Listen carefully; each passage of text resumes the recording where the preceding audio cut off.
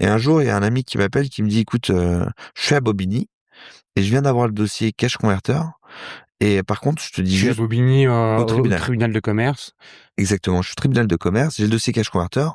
Ça fait un moment qu'il est là et il y a pas de repreneur ou en tout cas pas de gens assez sérieux qui veulent se positionner sur le dossier. Moi, je trouve que cette entité-là, elle a du sens pour justement ton organisation Ecogem. Tu as des appareils électroménagers reconditionnés, ça pourrait être un bon levier pour toi de les épouser dans les cash converters. Et donc, il y a 80 magasins et il faut reprendre les 80 magasins dont il y a des succursales, donc c'est tes magasins à toi, et d'autres, c'est des franchisés. Tu reprends de la dette, là? Et pour le coup, il y avait tout un tas, il y avait de la dette, il y avait des magasins, du personnel, il y avait tout un tas de choses à reprendre. Mais regarde ce que tu veux reprendre.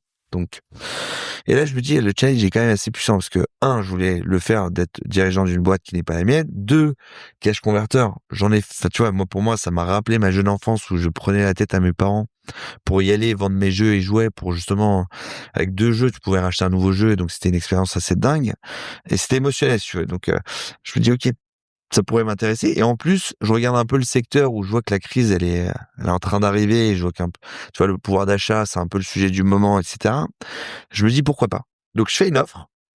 Je fais une offre de rachat. Je me dis, ça m'a pris, allez, même pas 48 heures pour me convaincre.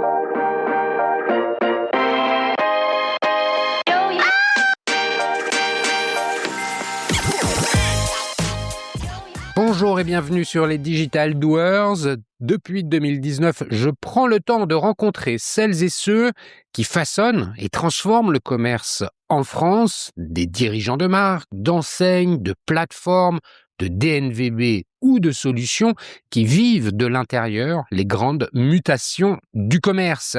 Ici, pas d'interview formatée, j'aime les conversations longues, franches et analytiques, celles qui permettent de prendre de la hauteur, de comprendre les choix stratégiques, les contraintes, les arbitrages et les convictions, que ce soit en mode one-to-one ou dans des formats thématiques. Nous parlons de distribution, de marché, de proposition de valeur, d'évolution des comportements d'achat, mais aussi de technologie et de solutions. Chaque semaine, je vous propose un nouvel épisode. Pour en être notifié, vous pouvez vous abonner à la plateforme d'écoute de votre choix. Enfin, pour suivre l'actualité du podcast et de notre écosystème, vous pouvez également me retrouver sur LinkedIn, Instagram, TikTok, Facebook, ainsi que sur mon groupe WhatsApp et bien évidemment sur lesdigitaldoers.com. Tous les liens sont en description de cet épisode. Bonne écoute, toujours sans coupure. Reprendre une entreprise à la barre du tribunal de commerce, c'est d'abord accepter une réalité. Une entreprise en difficulté, un modèle fragilisé, des équipes à remobiliser et souvent des choix structurants à faire très vite. Et puis il y a la suite, celle que l'on voit moins. Les décisions prises dans l'urgence, les arbitrages, les renoncements parfois, et cette question qui traverse tout. Comment remettre une entreprise sur une trajectoire viable dans un marché qui lui-même est en train de se transformer? Et c'est exactement ce qui s'est joué chez Cash Converter, une entreprise connue de tous, installée depuis des années dans le paysage du commerce de seconde main, mais qui se retrouve en 2024 en redressement judiciaire. Quelques mois plus tard, elle est reprise et en l'espace d'un an, elle retrouve le chemin de la rentabilité tout en engageant une transformation en profondeur de son modèle. Dans le même temps, le marché de la seconde main continue de croître, il attire de nouveaux acteurs, il se professionnalise, il se structure, mais il reste aussi très fragmenté avec des attentes fortes côté consommateur, notamment sur la confiance, la qualité et la lisibilité de l'offre. Dans cet épisode, on va essayer de comprendre ce qui se joue à la fois à l'échelle d'une entreprise et celle d'un marché. Je reçois aujourd'hui Ahmed Chayeb, qui a repris Cash Converter dans ce contexte particulier et qui pilote depuis cette phase de transformation. Avec lui, nous allons revenir sur son parcours et vous allez voir, il est déjà très dense, analyser les dynamiques du marché de la seconde main, comprendre les choix stratégiques opérer pour transformer l'enseigne et voir comment se construit aujourd'hui la relation avec les consommateurs dans ce modèle. Bonjour Ahmed, pour commencer, peux-tu te présenter en quelques mots? Merci Cyril. Bonjour à tous. Donc moi je suis Ahmed Cheheb, j'ai 36 ans, 2 enfants. Ça fait à peu près 20 ans aujourd'hui que j'entreprends. Ouais, Donc vous avez bien entendu, 36 ans, 20 ans qu'il entreprend. En fait, il a toujours entrepris. C'est ce qu'il faut retenir. absolument, j'ai pas trop eu le choix dans le passé parce que je me suis confronté au terrain et j'ai dû arrêter l'école très tôt.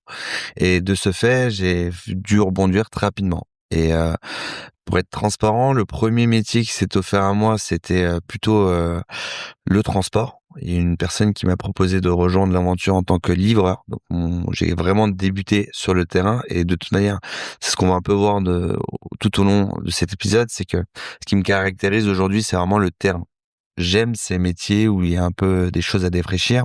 Et auparavant, quand j'ai commencé, je devais juste livrer des colis et m'est venue l'idée d'entreprendre parce que la barrière à l'entrée dans le transport, elle est quand même très réduite. Il faut juste un camion, un permis.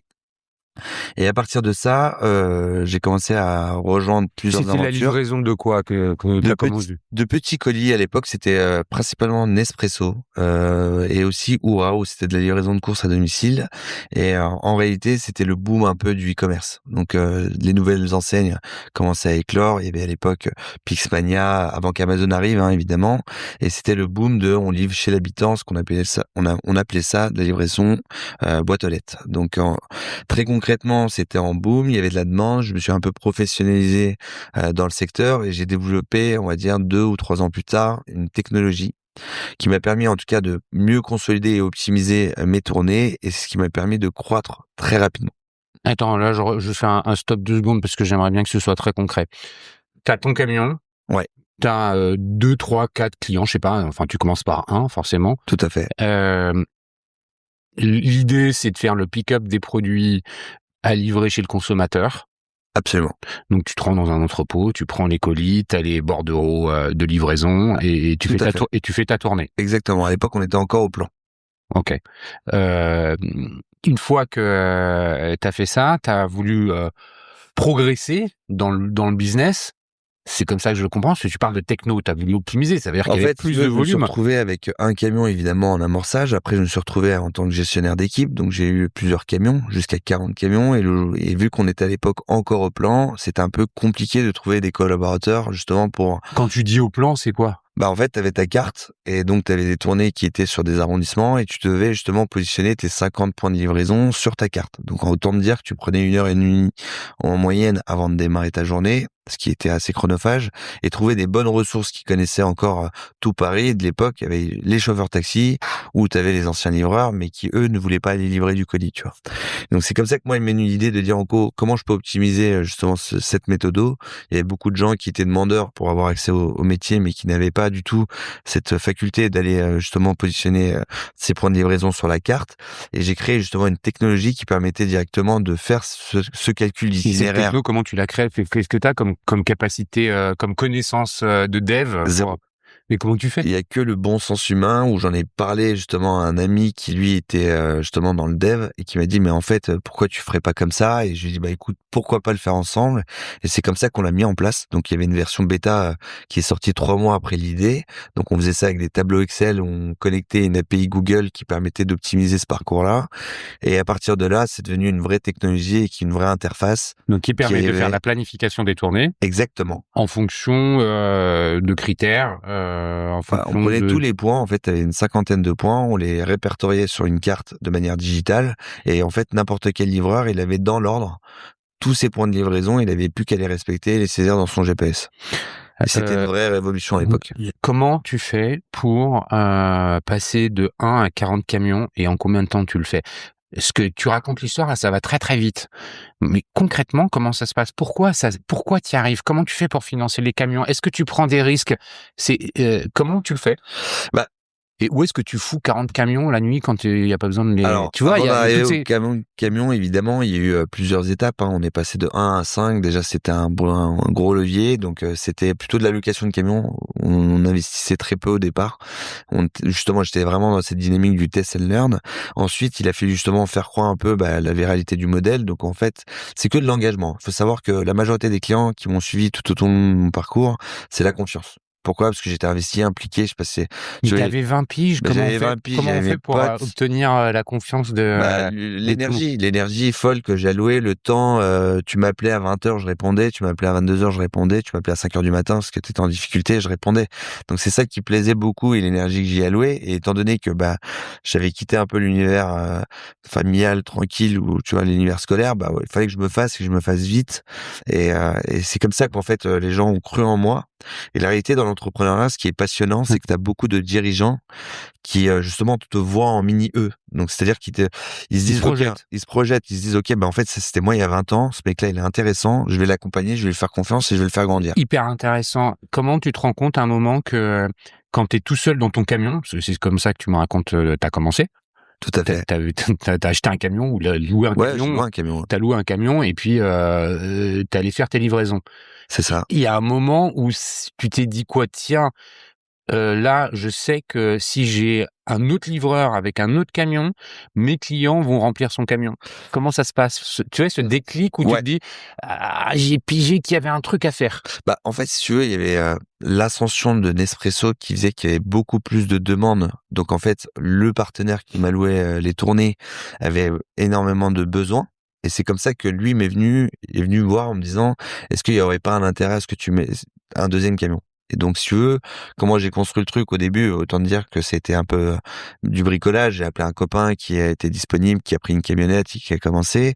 Et de 2 à 3 et 4 jusqu'à ce que moi je comprenne à un moment qu'il y a un marché, il y a un besoin. Et là, je vais développer mon activité. Et là, donc, tu structures, en fait. Exactement. Je sors de la camionnette, je sors juste j'effectue les tournées. Ça durait à peu près 6 mois. Et au bout des 6 mois, je commence à rencontrer d'autres dirigeants qui, eux, me demandent de mettre à disposition d'autres camions. Et donc, de ça, on passe de 10, 15, 20 jusqu'à 40 camions. Donc là, c'est plus du tout le même pilotage. C'est déjà des bureaux, t'as une DRH, t'as aussi toute une organisation des chefs de parc, etc. Donc, et puis, le recrutement des chauffeurs, les chauffeurs dispo, pas dispo, malades, pas malades, les accidents de camions, les accrochages. Tous les aléas du quotidien de ce qu'on peut avoir dans le transport et la logistique. Et très concrètement, c'était intense, parce que gérer des livreurs au quotidien, c'est pas facile. On s'en rend pas compte comme ça, mais on a l'impression de recevoir juste son colis à la maison, mais c'est l'enfer parce que ça commence très tôt. Faut savoir que le transport, ça à partir de 5h du matin. Donc si une personne te plante dès 5h du matin, c'est l'enfer, faut tout réorganiser. Donc il faut être très agile, mais on va le voir. Les nerfs très solides. Exactement. Et en fait, tout cet exercice-là, ça a été passionnant et riche pour moi parce qu'en fait, t'apprends sur le terrain, quoi. Et en fait, le fait d'être agile, d'être solide, en fait, tout au long de mes différentes activités, je réitère la même expérience, je réutilise la même secret sauce. Et même dans le retail aujourd'hui, on utilise la même méthode et ça marche. Tu fais ça combien de temps, la livraison, là, cette entreprise de livraison que tu montes jusqu'à 40 camions? 4 ans. 4 ans. Pour remettre des dates, t'es entre quelle date et 2019, 2009, 2013. Ok. 2013, qu'est-ce qui se passe? 2013, la techno, elle est pertinente. On fait des scores incroyables parce que du coup, le fait d'optimiser les tournées, on optimise mieux le temps de roulage et donc on met 30% de flux supplémentaires dans les camions. Donc les camions sont évidemment beaucoup plus rentables et j'ai des prix beaucoup plus pertinents que mes concurrents. Donc là, on grossit, on a les 40 et les 40 tournent à plein régime. Et à ce moment-là, une grosse boîte du secteur vient me voir en me disant, écoute, ta techno m'intéresse, on aimerait racheter ta boîte. Et à ce moment-là, on me fait une première proposition que j'accepte, évidemment. Et j'ai vendu ma boîte. Ok. Donc 4 ans après, je vends la boîte et je fais 6 mois d'accompagnement justement sur la méthodo et la transmission de savoir. Et à partir de là, je sors. Là, tu prends ton premier billet. Qu'est-ce que tu ressens là? Parce que quand tu as commencé à bosser à 16 ans, on comprend que tu nous racontes que t'as pas pu faire d'études et que t'as pris ton destin en main en quelque sorte. C'est ça. Pour pouvoir t'en sortir au moins aussi bien que ceux qui ont fait des études. J'interprète ou c'est juste ce que je dis? C'est juste. Comment en 2013, t'as quel âge? 25 ans? Ouais, même pas 24 quoi. 24, 25. Qu'est-ce que tu te dis là? Le kiff. Kiff, déjà, faut savoir que j'ai quand même été rentable très rapidement. Donc, si tu veux, mes amis allaient encore à l'école et moi, j'avais déjà du revenu. J'étais indépendant, j'avais mon appartement. Donc, si tu veux, j'étais déjà différent, si je puis dire. La seule particularité, c'est que eux, bah, ils avaient le temps d'aller en soirée, etc. Donc, moi, j'avais moins le temps parce que j'ai déjà des responsabilités de dirigeant et tous les collaborateurs que j'avais étaient beaucoup plus âgés que moi. Donc, c'était difficile, si tu veux, pour moi à l'époque d'avoir cette posture et d'être crédible. Donc, il fallait que j'adapte mes codes par rapport à ça. Et donc je vends, c'est du plaisir parce que je me dis en fait, bah j'ai bien fait. Je regrette rien, je regrette pas d'avoir continué mon cursus scolaire. Des fois, ça me traversait l'esprit, surtout dans le dur, de me dire, bon, j'aurais dû aller comme tout le monde à l'école, mais finalement, le lendemain, on oublie très vite et on repart au boulot. Et très concrètement, du plaisir parce que ça m'a permis, si tu veux, de cranter. J'ai acheté mon premier appart. Tu vois, ma vie, elle a changé. Tu gagnes en crédibilité. Il faut savoir que du jour au lendemain, bah, tu passes du petit artisan au gars qui a monté une petite structure avec une techno qui a vendu sa boîte, donc c'est valorisé, c'est reconnu. Et donc tu touches d'autres types de profils de dirigeants qui s'intéressent à toi, qui disent ok, est-ce qu'il n'y a pas des intérêts à travailler avec lui pour faire de nouvelles choses. Donc c'était assez intéressant. Ouais. Ouais, c'est hyper intéressant, comme tu le dis, de nous exposer ça. Je suis curieux de savoir comment ça se passe comment tu projettes la suite à 24 ans. Parce que 24 ans, globalement, tous ceux qui ont fait des études un peu longues, tu vois, les bac+5, ils viennent de finir. Quand tu leur appuies sur le bout du nez, il y a encore du lait qui coule. Ils sont absolument pas matures. Il faut qu'ils commencent leur vie professionnelle. Toi, à ce moment-là, t'as déjà monté une boîte, t'as déjà géré des hommes, t'as été dirigeant d'entreprise et t'as déjà revendu ta boîte. Comment on se projette, comment on garde la tête froide pour continuer l'aventure? Est-ce que tu es conscient de tout ça? Ouais, j'étais assez conscient globalement. J'ai toujours gardé la tête sur les épaules. Non, la seule particularité qui était un peu difficile, c'est plutôt l'entourage. L'entourage autour de toi, bah, tes amis, tes proches. Tu grandes tellement vite, t'évolues tellement vite, t'apprends tellement de choses tous les jours et t'as pas le même quotidien que tout le monde, que ce soit en termes de risques, etc., que bah t'en perds beaucoup en fait. Finalement, ils comprennent plus qui t'es, tu changes, t'évolues trop vite. Les sujets deviennent de moins en moins intéressants dans le quotidien parce que évidemment t'as tes problèmes du boulot, ton stress. Eux, bon, mais ils ont juste fini leur semaine de travail ou d'école, ils veulent juste aller faire la teuf. Donc c'est là où évidemment j'ai eu beaucoup de mal à m'adapter par rapport à mon environnement, mais ça ne m'a pas empêché d'être toujours aussi curieux, de me dire bon bah en fait finalement j'ai peut-être fait le tour, je vais aller voir d'autres choses et de rencontrer d'autres personnes. Et en fait ça devient pas une secte, mais j'ai dû aller chercher des niches de gens presque dans la même génération que moi qui ont entrepris. Et donc à l'époque, il n'y avait pas autant de webinaires, d'événements pour les entrepreneurs. Et donc, je me suis tout de suite entouré de gens qui étaient beaucoup plus âgés que moi, qui eux, c'était juste leur quotidien en fait. Et donc eux, ils ont compris l'intérêt que j'avais, la difficulté que j'avais, donc ils m'ont plutôt embarqué avec eux et on parlait le même jargon. Donc il y avait même plus cette barrière d'âge en fait. On parlait de business, on parlait du quotidien, on parlait de nos aléas. Et c'était plus ça où c'était un peu nouveau, il a fallu que je trouve mes marques et ça m'a pris un peu de temps.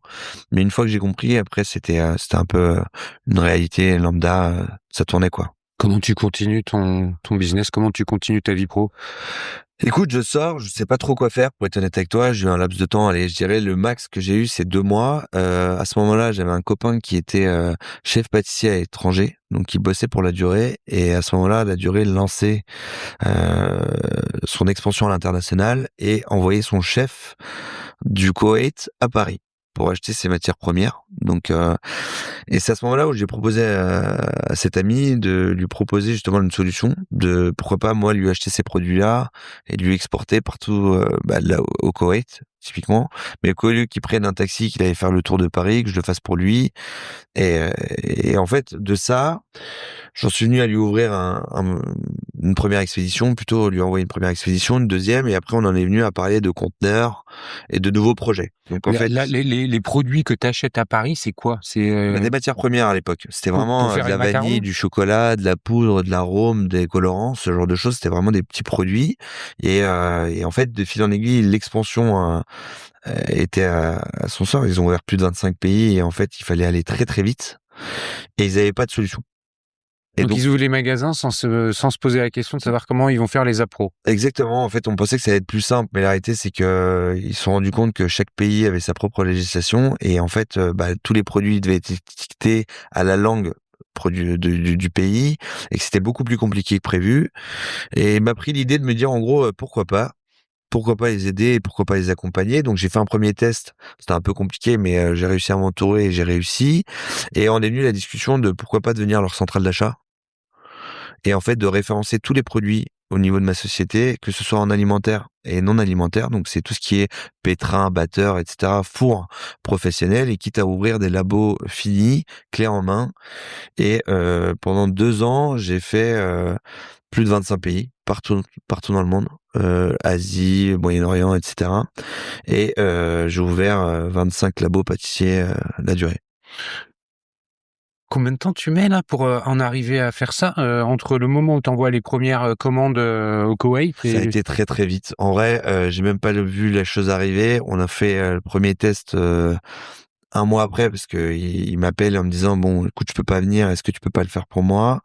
Et 6 mois après, on lance le Koweït à plein régime avec une deuxième boutique, un premier conteneur de matières premières et d'équipements. Et allez, en 2 ans et demi, j'ai ouvert 25 pays quoi. Tous les 2 mois, je ouvre un pays. Tu montes ta structure. Je monte une structure qui s'appelle CTI Gourmet. C'est-à-dire que tu tout seul ou avec Solo. OK. Donc l'argent que tu as pris de la première société, tu le réinvestis là-dedans? Tout le temps. Ouais. Non mais c'est bien de le dire parce que si on le dit pas. Ouais. Donc tu réinvestis l'argent que tu as gagné là-dedans. C'est ça. Comment t'apprends? T'as 24 piges, tu as pas fait de commerce international, t'as été livreur à Paris, gérer une société de livreur à Paris. Comment tu fais pour savoir où sourcer les produits de la durée? Comment les convaincre que tu seras la bonne personne pour faire leur centrale d'achat? Est-ce que eux, ils ont évoqué des risques à passer par toi? Est-ce que ils te connaissent pas? T'as 24 ans, t'as jamais bossé là-dedans. Pourquoi? Comment? Parce que tu racontes l'histoire là. C'est facile. Hop la boum, c'est parti. En fait, non, ça se passe jamais comme ça dans la vraie vie. Ça n'a pas été si facile dans le sens. Alors, il y a eu beaucoup de bienveillance. C'est-à-dire que, évidemment, le fait que j'ai un ami qui ait évoqué mon profil au sein de la durée, leur a dit, bah, c'est quelqu'un de confiance. Encore une fois, on en revient à l'unité principale. J'ai créé une boîte, je l'ai revendue. C'est quelqu'un qui a créé une boîte. Il a eu plusieurs collaborateurs. Il a revendu une boîte. C'était un peu un gage de confiance, un peu le label, quoi, qui rassure un peu tout le monde. Et ils avaient pas trop le choix. Pour être honnête, c'était un peu le momentum. Tout le monde était dans le dur. Il fallait ouvrir. Il fallait trouver des solutions très court terme et très rapides. On pouvait plus continuer à envoyer des chefs prendre l'avion, repartir avec 200 ou 300 kilos d'excédent de bagages. C'était pas viable. Et donc, il fallait trouver une solution. Donc, ils m'ont dit, OK, on y va, on lance. On va te donner tout le catalogue, la durée. Non, mais oui, chez la durée. Le directeur international de la durée me dit, OK, on y va. J'ai pas le choix. Je te donne la responsabilité, tu le fais. Et il me donne tout le référentiel de la durée. Donc, tous les fournisseurs. OK. Auprès de qui m'a introduit. Parce que, auparavant, avant de travailler avec toi, ces fournisseurs-là, ils livraient directement les différents magasins La Durée, c'est ça? En France. En France, oui, en France. Là, donc, ils livraient soit les labos où ils produisaient les macarons, soit ils livraient directement La Durée, les boutiques. Et très concrètement, ils se rapprochent de moi, donc ils m'introduisent. Donc, le fait d'être introduit par La Durée comme le gars qui va s'occuper de la supply, bon, t'as pareil, un gage de confiance, donc ça va beaucoup plus vite que si c'est moi qui tapais à la porte de chaque fournisseur. Et donc, en fait, très concrètement, je me retrouve tout de suite dans le dur à me dire, OK, je dois commander tant de kilos de chocolat, tant de kilos d'arômes, etc., de vanille, etc. Donc, c'est très riche parce que tu verras, la vanille, par exemple, je devais aller sourcer ça à La Réunion. Donc, bon, il y avait une gestion de cours, etc. Donc, je me suis retrouvé dans des trucs, entre ce que tu actes aujourd'hui et ce que tu dois payer demain, bah, ça évolue, ça fluctue. Donc, c'est plus les mêmes prix. Bon, c'était assez speed, mais j'ai su m'acclimater très rapidement. Et là où, évidemment, j'ai eu un peu de chance, c'est que toujours dans mes aventures entrepreneuriales, j'ai toujours été entouré de gens qui m'ont fait confiance, des dirigeants qui ont cru en moi et qui m'ont alloué du temps. C'est pas facile, mais j'ai réussi à développer ce truc-là de manière un peu innée, où tu vois, j'y allais en disant, bah voilà, je dois exporter des produits pour la durée, je ne sais pas comment m'y prendre. Et le gars, il me dit, bah alors, tu sais pas où tu mets les pieds, c'est l'enfer, mais je vais t'expliquer. Et donc, il a pris le temps de prendre étape par étape, de respecter étape par étape. Donc ça a pris un peu de temps au démarrage, mais une fois que j'avais compris, si tu veux, j'assimile assez vite et je suis capable de m'entourer assez rapidement d'experts qui vont pouvoir faire ça avec moi. Aujourd'hui, si tu dois résumer, qu'est-ce que tu as dû apprendre rapidement pour mettre en place ça? Parce que quand je t'écoute parler, il y a le sourcing des produits, travailler avec les fournisseurs, identifier les volumes, les prix, donc bien acheter, Absolument. pour le compte de la durée. Et puis après, il y a l'export. Ouais. C'est encore un autre métier. Là, c'est galère. Tu vois, ça m'intéresse que tu me racontes un peu cette réalité-là. Pourquoi je te demande de me raconter tout ça? Pourquoi ça m'intéresse? Parce que déjà, c'est pas commun, et ensuite, ça explique qu'après, l'histoire de Cash Converter. Parce que t'arrives pas de n'importe où.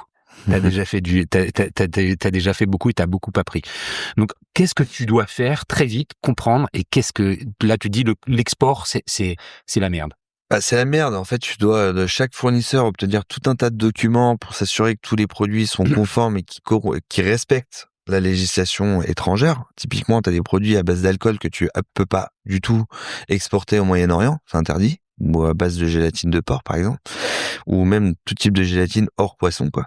Et donc, tu te retrouves à reprendre produit par produit, étiquette par étiquette, comprendre un peu ce qui se fait, ce qui se fait pas, et après construire des dossiers d'export. Mais ça, c'est la durée qui te dit, ces produits-là, finalement, je peux pas les vendre ou je peux pas les exporter. C'est toi qui le découvres quand tu découvres sur le tas, parce qu'en fait, la durée, elle a sa méthode française qui fonctionne très bien. Par contre, là, elle se confronte à un pays étranger qu'elle n'a pas du tout l'habitude d'opérer.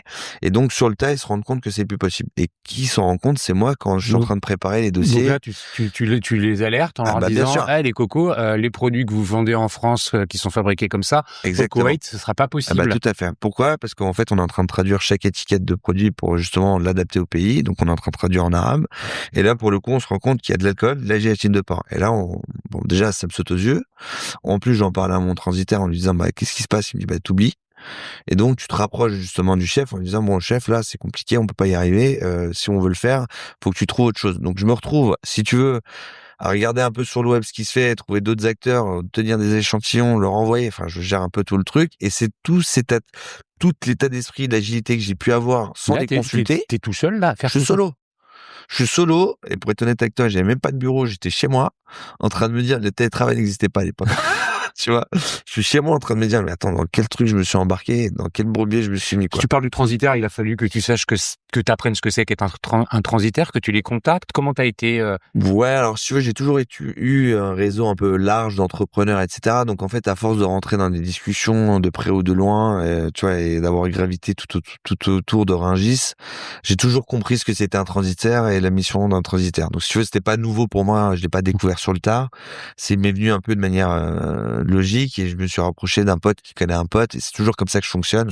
Tu commences, c'est les débuts sont difficiles, t'y arrives, c'est du bricolage et de l'artisanat au début. Comment tu passes à l'échelle? Comment c'est quoi le moment où ça, il y a un cran au-dessus qui se passe?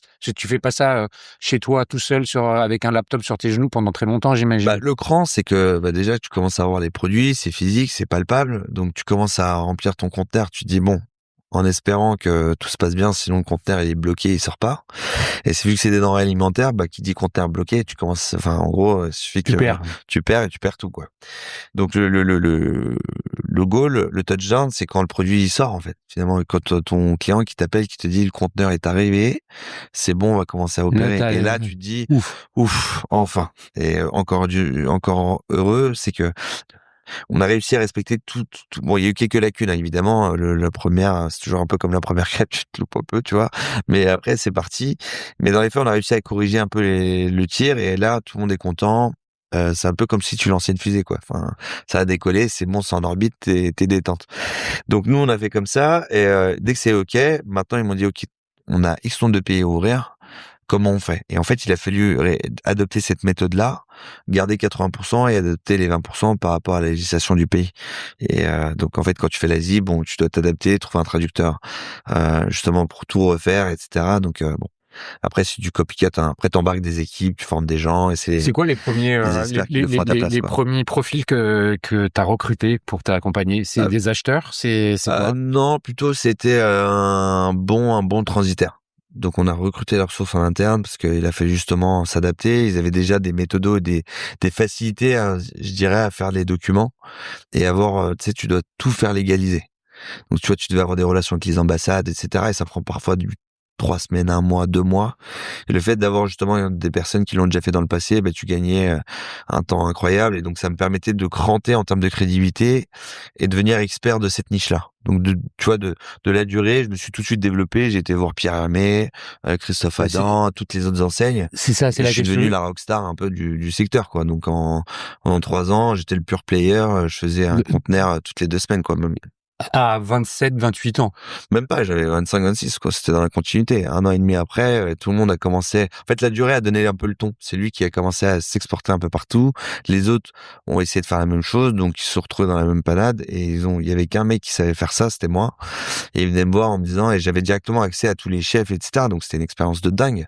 Parce que qui étaient les clients? Bah, c'était des grosses fortunes parce qu'il y avait qu'eux qui pouvaient justement implanter ce type d'enseigne. C'est très onéreux d'installer un La Durée. C'est plus d'1 million d'euros d'investissement. Tes clients, c'était les franchisés de La Durée. Absolument. C'est ça. Donc c'était tous les princes, tous les acteurs, enfin toutes les grandes familles. Et donc en fait, si tu veux, moi j'avais 25 ans à peine. J'arrivais au Moyen-Orient. J'étais en business class. J'étais reçu dans un super palace. Ça s'appelait Ahmed Chaïb. Bah moi à l'époque, pour démarrer le Moyen-Orient, évidemment ça aidait. J'étais bilingue, je connaissais beaucoup de choses, tu vois, et la communication était assez fluide. Donc si tu veux, tout ça a fait que ça m'a aidé. Et puis découvrir 25 pays, tu vois, j'ai pas pu faire le routard, mais je l'ai fait dans d'autres conditions. Et c'est vrai que c'était exceptionnel. Enfin, c'est hyper riche. Tu parles avec plein de gens qui ont plein de structures différentes.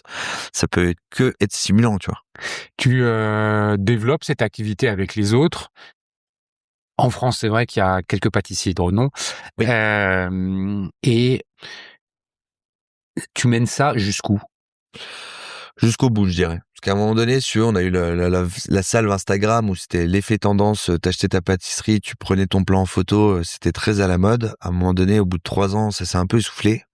Donc moins d'ouverture, les gens essaient de trouver des solutions locaux parce que typiquement ça coûtait beaucoup moins cher d'acheter localement que d'importer les produits. Donc les recettes, elles étaient plutôt adaptées par rapport au pays et non plus par rapport à ce qui se faisait en France. Donc tout a été dénaturé parce qu'à un moment donné c'était beaucoup plus compliqué à vendre des macarons à 2 € ou vendre des pâtisseries à 20 €.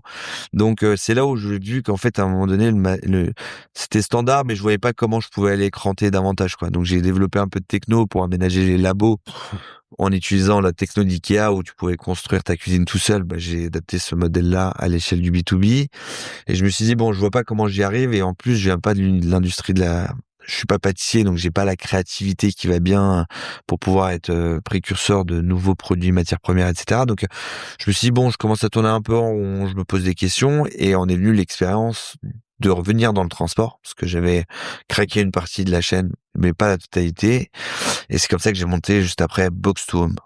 Cette boîte-là pour La Durée et compagnie, comment elle s'appelait? C'était Gourmet. C'était Gourmet. Tu la revends, tu la fermes, tu la transformes, tu fais quoi? En fait, je l'ai gardé jusqu'en 2017 et je l'ai arrêté. Je l'ai arrêté parce que je venais de relancer en fait une autre boîte qui était celle que j'ai lancée dans le transport.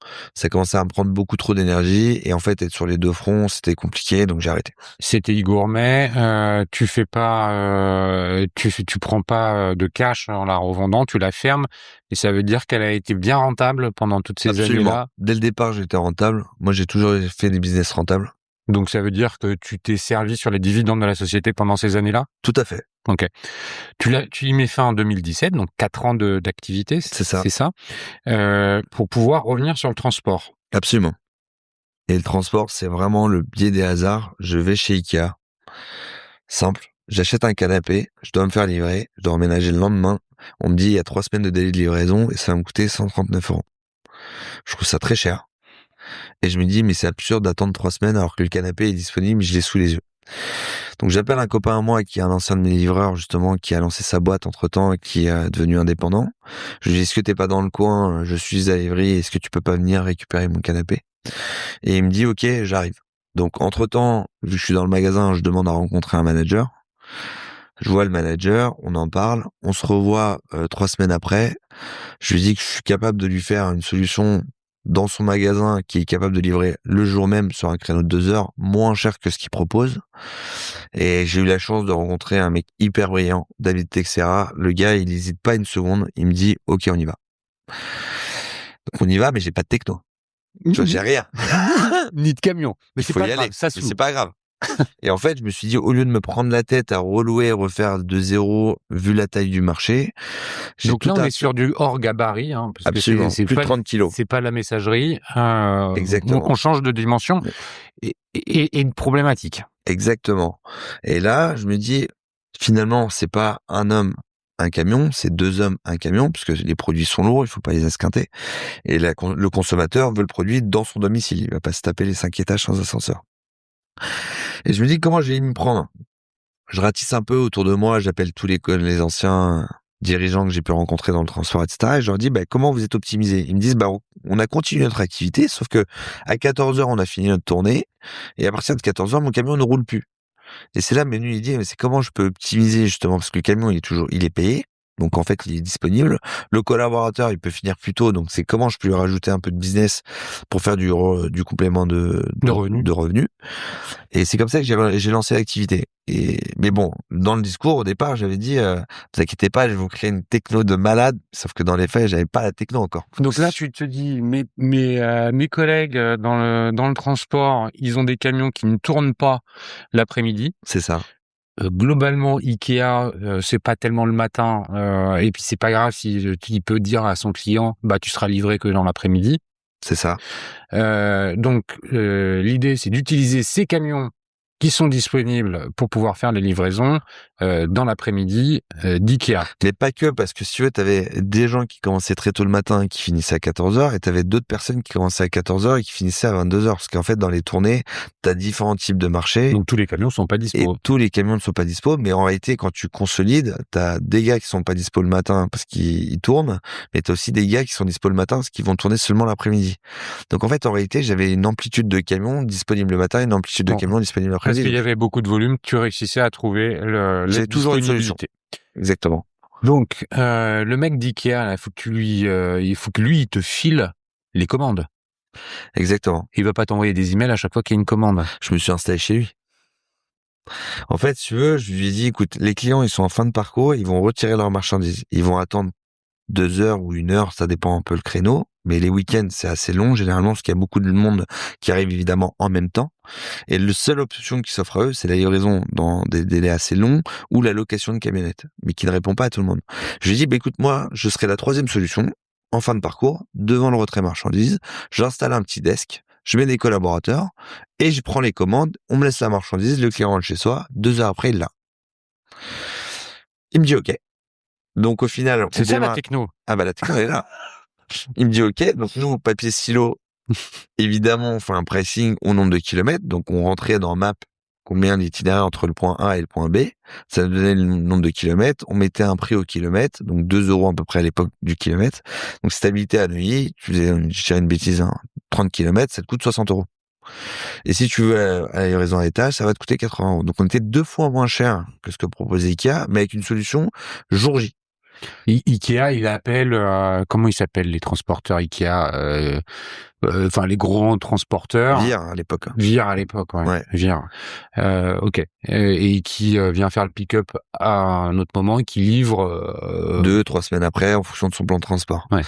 Et donc moi je concurrence directement donc Vire en physique, donc carton plein. On récupère, je sais pas, 40-50 commandes dans la journée. D'accord, que c'est le samedi et le dimanche que c'est le plus dense. Pas que. En fait, ils ont, comme tous les retailers, aujourd'hui, une grosse salve de business qui arrive du 1er au 15. Tu viens d'avoir ton salaire. Bon, les clients consomment et après, t'as les clients du web qui eux consomment tout le temps en fait. On le voit pas, mais en réalité, Ikea, là où ils ont été très smart, c'est qu'ils ont utilisé tous leurs magasins comme des hubs logistiques pour éviter de saturer leur entrepôt principal. Et donc, je suis arrivé au bon moment, quoi. Et le business, moi, à chaque fois, j'essaie de trouver le bon timing. T'avais les commandes web aussi. Ah bah, j'avais les commandes web aussi. Donc, en fait, finalement, on a démarré par la petite porte en disant on récupère que les clients au comptoir, donc le week-end.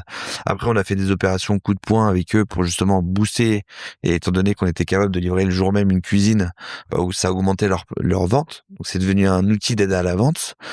Le tout, c'était de pouvoir inscrire notre modèle auprès de chaque vendeur. Parce qu'en fait, quand tu as un large panel de solutions de services et qu'en plus, ça intégré dans leur système caisse, nous, on était un peu la petite solution indépendante à côté. Donc, il fallait justement créer du lien avec chaque vendeur qui nous identifie comme un vrai partenaire dans le magasin et qu'il a un intérêt à nous pousser. Là, c'est la première fois que tu fais du B2C.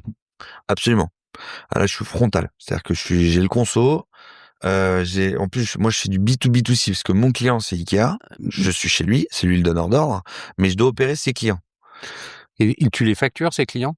Ah ouais. Donc, t'as le TPE? J'ai le TPE, donc je te facture en live. Tu reçois Après, évidemment, ça a évolué. Donc, d'un magasin, je passe sur un magasin sur 2 partout en France. J'avais plus de 17 magasins. Comment tu fais ça?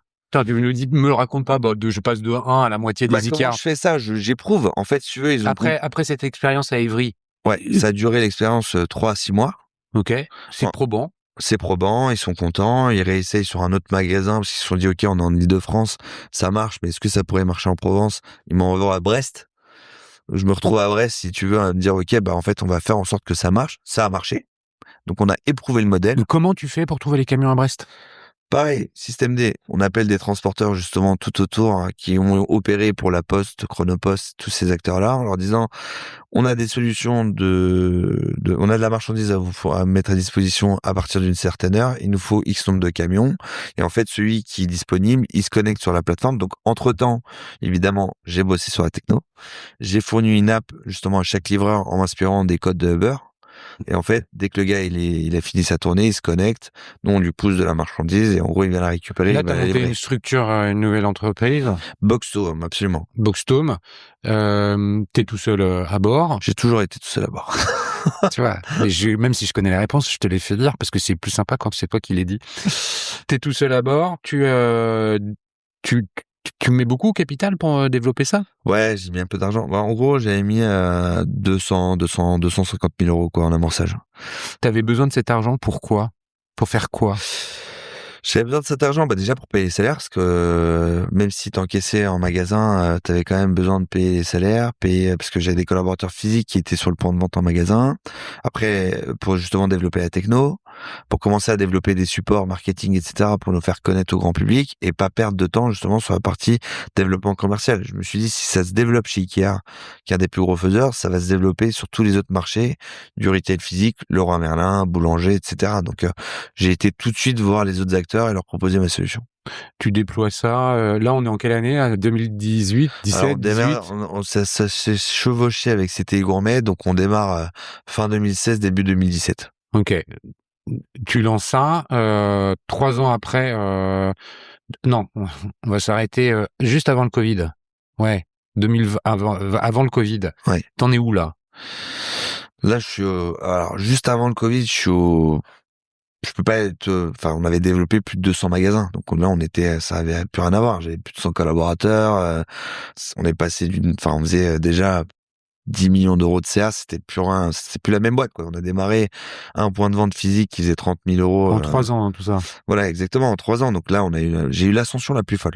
Donc, si tu veux, c'était la première fois où je vis l'univers startup, de dire, en gros, j'ai une boîte qui part de 0 et qui passe à 100 du jour au lendemain, quoi. J'ai même pas vu la chose arriver. Et on a eu 200 magasins. Et donc, avant le Covid, on était au top de la performance. La techno, elle suivait, les clients nous faisaient confiance. On était même rentré au niveau de certaines anciennes sur des nouveaux projets, des projets d'avenir sur comment électrifier nos camions. On était sur une autre dimension. Et donc là, c'était cool. On a une belle marque employeur. Et là, il arrive le Covid. Et là, le Covid, c'était le pire horreur de ma vie parce que moi, mon modèle, il reposait sur les magasins et non pas les entrepôts. Donc, quand tout le monde pensait que j'étais en train d'exploser, non, j'étais en train d'exploser dans le mauvais sens. C'est-à-dire que j'avais plus du tout de quoi occuper mes camions. C'est-à-dire que tous les magasins étaient fermés. Les ventes web, ça a pas compensé. Les ventes web, les ventes web, ils ont recentralisé sur les hubs centraux et non plus sur les magasins. Donc, j'étais à zéro. là où je faisais 1 million d'euros de CA tous les mois. Donc là, panique à bord, on sait pas trop comment on va faire, comment on va se repositionner. Mais c'était intéressant quand même comme expérience, mais très dur. Parce qu'en fait, intellectuellement, bon, les gens paniquent, tout le monde ne sait pas, on démarre pas tout de suite.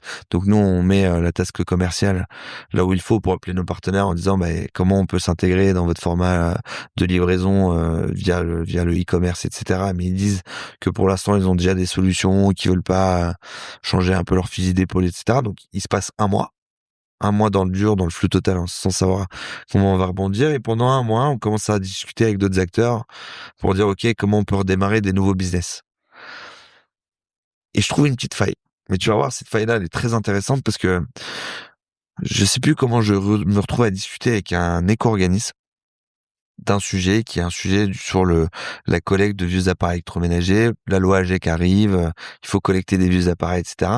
Et ils me disent, écoute, Amel, on a une difficulté, c'est que la loi pendant le Covid, pour éviter justement le risque de contamination, elle dit on livre le produit mais on récupère pas l'ancien.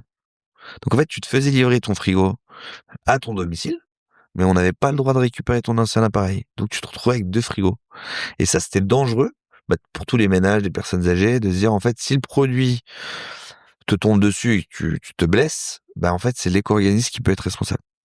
Et là, il m'appelle en me disant, écoute, est-ce que ça t'intéresserait d'aller chez le consommateur récupérer ces vieux appareils? Donc, autant dire que moi, j'ai rien à faire. On me propose d'aller bosser. Donc, évidemment, mes livreurs, ça devient des cosmonautes. On arrive avec des blouses, des surblouses, des gants, sur le truc, des sprays, etc. On débarque chez le conso et on récupère 400 machines. Okay. Donc ça, c'était juste pour nettoyer un peu, épurer et que tout redevienne nickel. Et on en reparlera parce que tu vas voir, ça, c'est très important et c'est ce qui est venu, enfin, c'est un gros business qui est devenu un gros business pour nous, pardon, juste après. Donc, de ça, on commence le Covid, hop, les magasins réouvrent, l'ascension dans les magasins, il est à son, enfin, je pense qu'on a le meuble électroménager, tout explose, on passe de 1 million d'euros de chiffre d'affaires à 2,5 millions. Donc, autant dire, on explose. Donc là, on est par mois. Par mois, exactement. Donc, t'as 30 millions sur l'année à peu près? Ouais, en gros, on a clôturé parce qu'on avait mal démarré l'année, mais on avait clôturé à 24. Donc là, ça explose. La demande, elle est comme jamais. Donc nous, on est très agile toujours. On trouve des camions, on trouve des solutions, tout en maintenant la qualité. Et là, plusieurs acteurs viennent me voir en me disant, écoute, on n'arrive pas à faire ce que tu fais, ni à avoir tes performances. Est-ce que t'es pas à vendre? Et donc, si tu veux, bon, là, on explose, c'est la folie, tout le monde est content. En 2020, 2021? On est en 2020, donc je suis là, ouais, pourquoi pas, et en fait, t'en as un deuxième, et après, t'en as un troisième, et là, je me dis, attends, ils sont 3 à vouloir ma boîte. C'est et on va faire monter Bon, on va faire monter la mayonnaise. Donc, et là, justement, je commence à challenger un peu ce truc-là, on commence à regarder, et donc, je vends la boîte, évidemment. J'obtiens une offre exceptionnelle qui me fait passer de la petite PME, tu vois, belle boîte bien vendue. Et donc à ce moment-là, pendant que je vends la boîte, j'étais en train de monter un projet assez intéressant qui est la reverse logistique. Tu vois, on s'est posé la question pendant le Covid, parce qu'on avait du temps à tuer, de se dire en fait comment je vais être capable de ramener de la marchandise de banlieue vers Paris, sans justement pour désengorger les routes et justement pour opérer de l'électrification. C'est le nouveau sujet justement du moment des retailers, c'est comment je vais pouvoir mieux livrer mes clients et les livrer avec l'empreinte carbone la plus neutre possible. Et moi, bien l'idée un jour dans Paris, dans les embouteillages, de me dire en gros, il y a un bateau qui passe sur la Seine qui passe beaucoup plus rapide, alors qu'on est tous bloqués. Et je me dis pourquoi pas utiliser ces bateaux-là pour ramener la marchandise de banlieue dans Paris et utiliser une surface de quai pour pouvoir justement faire de la livraison 100% électrique. Donc en fait, la marchandise, elle arrive, moi je décharge la marchandise et je vais livrer directement mes clients. Ce que fait Franprix, Absolument.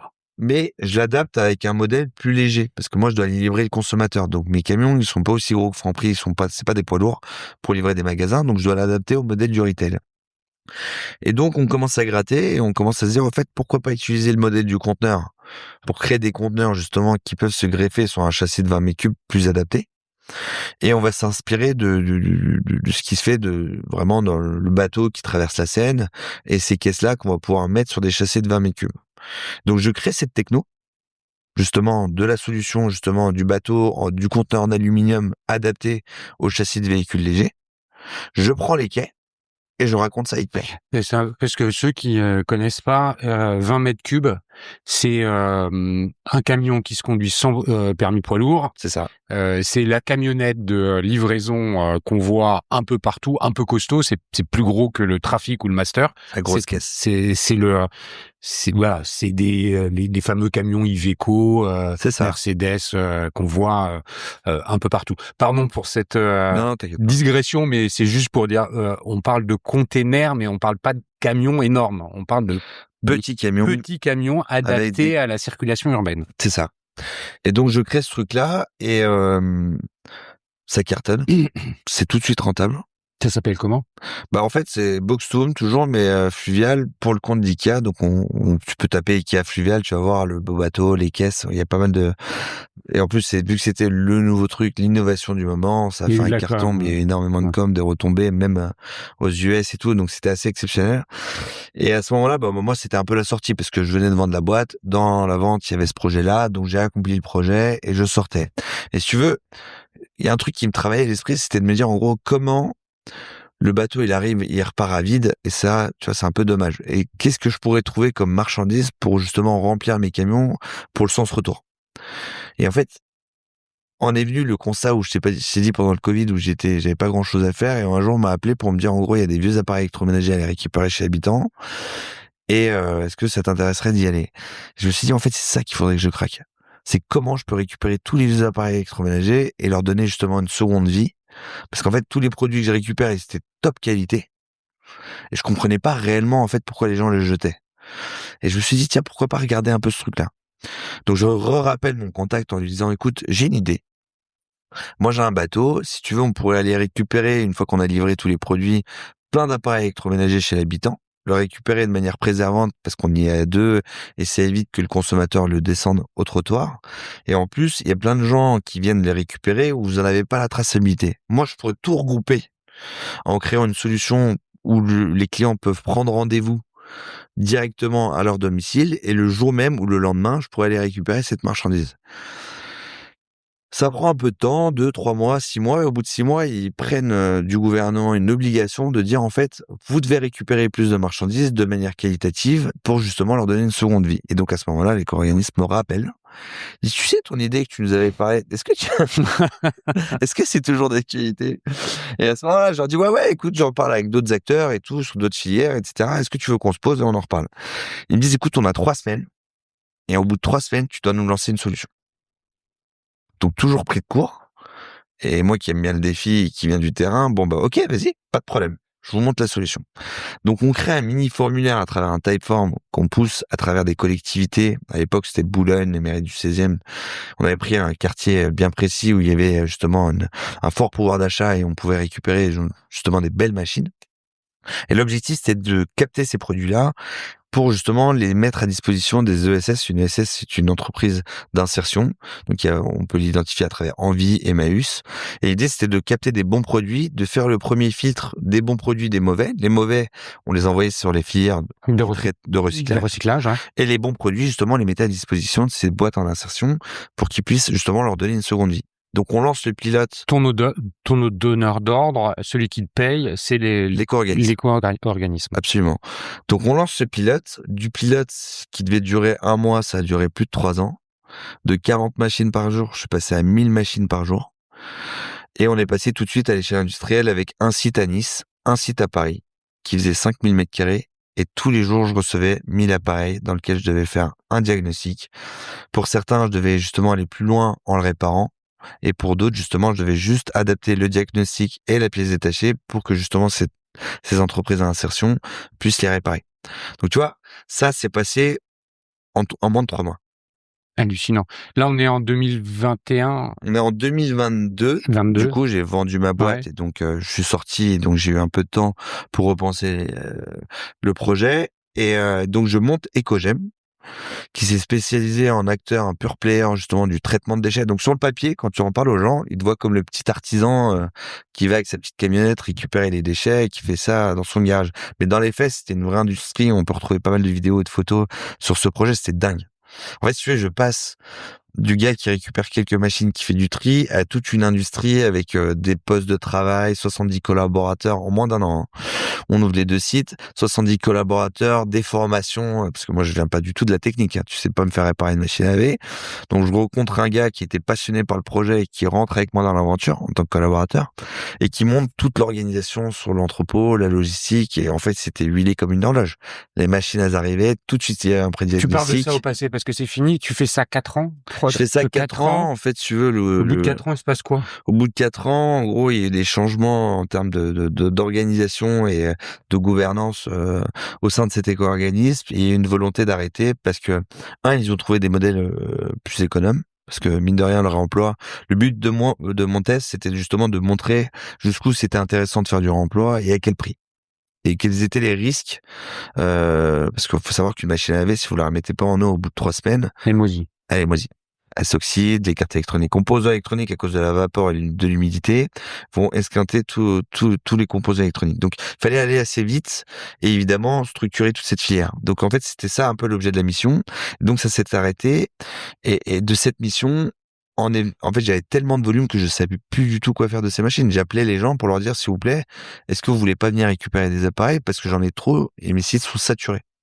Donc c'est comme ça qu'on a commencé à réparer pour notre compte et on est venu le fait de se dire à qui on va les vendre.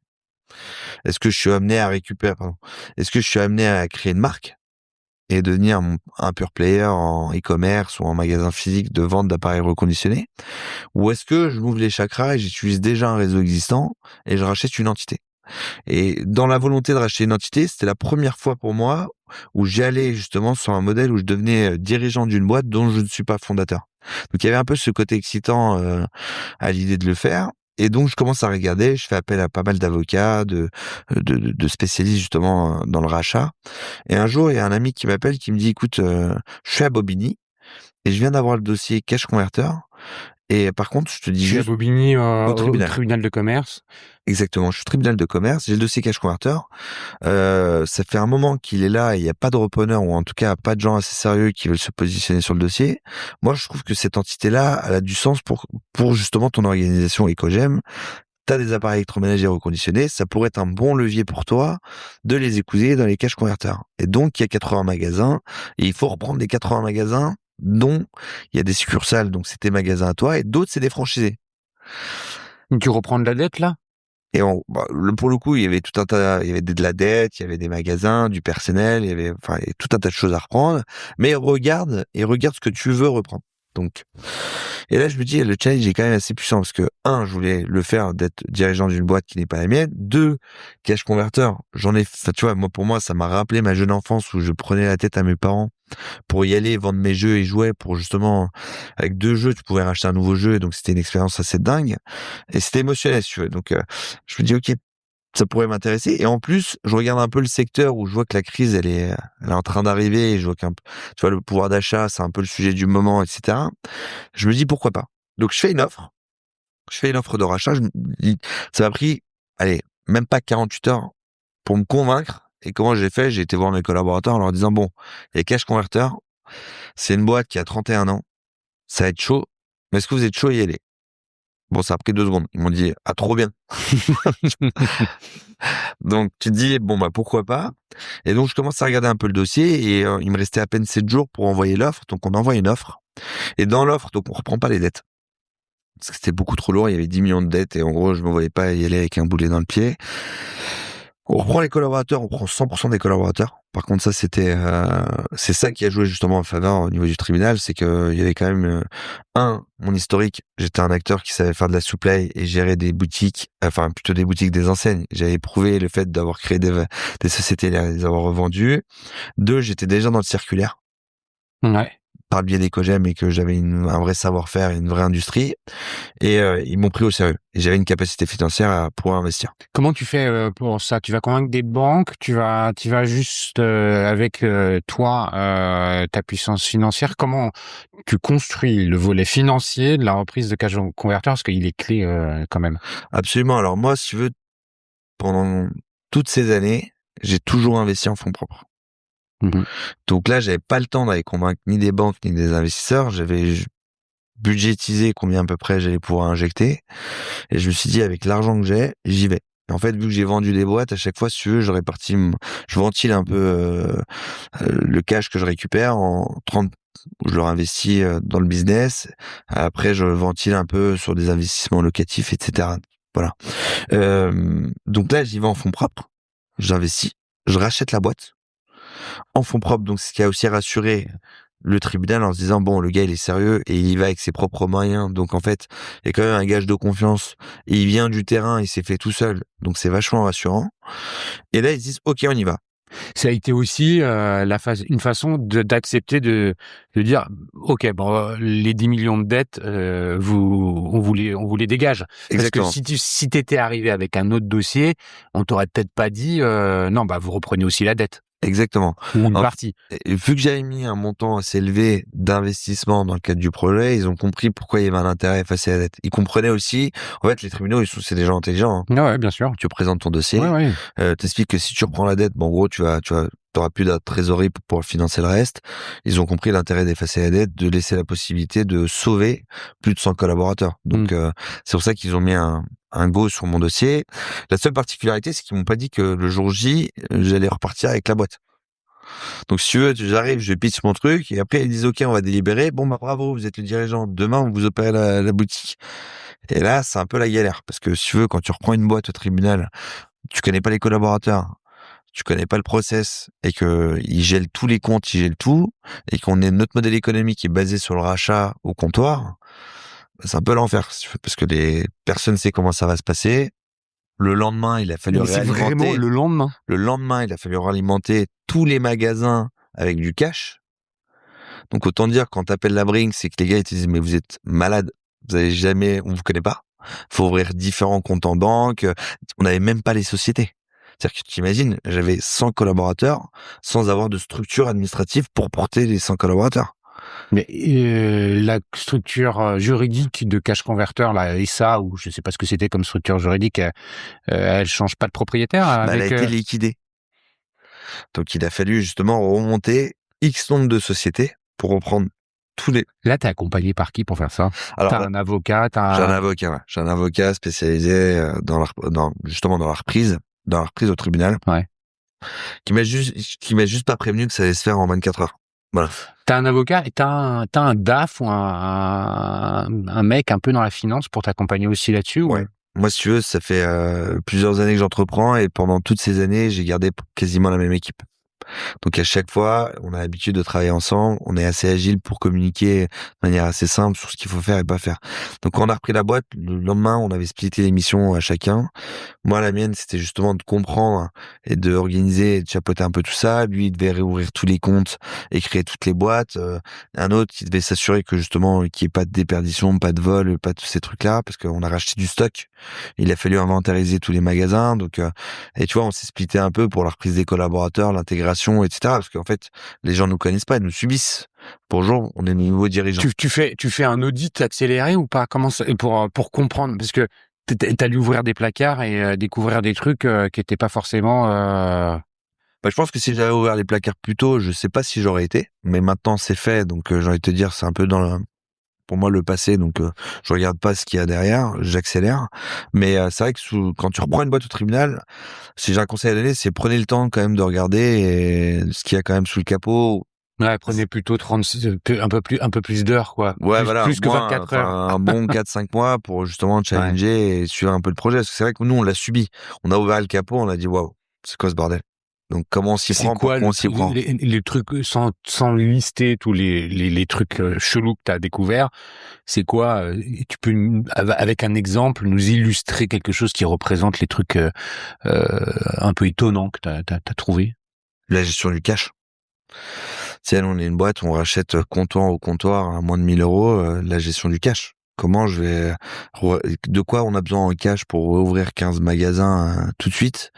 Et comment je vais m'assurer justement la gestion de ce cash soit bien à bon escient et qu'il n'y ait pas de déperdition. Et en fait, tu vois, quand tu ouvres avec 20 000 euros 15 magasins, bah tout de suite, tu dois sortir 300 000 euros en moins de 24 heures à des gens que tu connais pas du tout.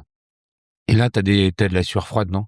Bah, tu vois, t'achètes des magasins, t'as du stock, t'as de l'or, t'as des produits à forte valeur, et tu te dis, mais je les connais pas. Enfin, est-ce qu'ils vont, comment ça va se passer?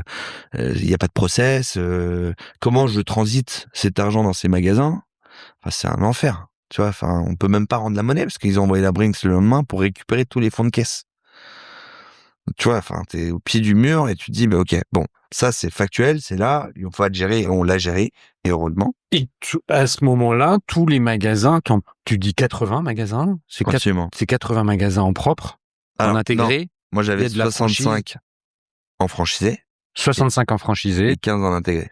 15 en intégré. Donc, ça veut dire que la responsabilité du cash, elle est transférée au franchisé. Bah, le franchisé, lui, il gère son cash, donc lui, il a pas trop subi, il a juste subi le changement de dirigeant. C'est les 15 magasins en intégré. C'est 15 magasins en intégré, qui représentent 100 collaborateurs, comment je les réintègre, comment je leur explique qui je suis, ce que je fais, comment j'insuffle mon ADN dans ces différents magasins, qui sont-ils, comment ils travaillent au quotidien, comment je peux les aider, tu vois, et ces 15 magasins, évidemment, ils sont éclatés partout en France. Sinon, c'est pas facile.